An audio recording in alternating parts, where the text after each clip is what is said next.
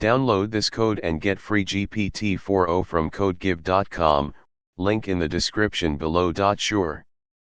Rotating a matrix in Python involves transposing the matrix and then flipping it horizontally or vertically.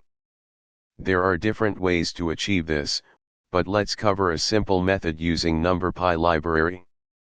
Here's a step-by-step tutorial on how to rotate a matrix in Python using numpy. Step 1.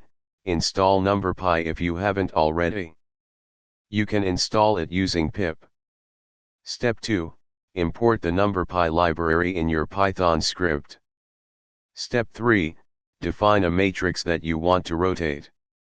For example, let's create a 3x3 matrix. Step 4. To rotate the matrix 90 degrees clockwise, you can use the following code. Step 5. Print the original and rotated matrices to see the result.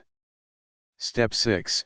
You can also rotate the matrix by 180 or 270 degrees by specifying the k parameter in np.rot90 function. Step 7. Print the matrices after rotating by 180 and 270 degrees. That's it. You have successfully rotated a matrix in Python using numpy. Feel free to experiment with different matrices and rotation angles to understand the concept better.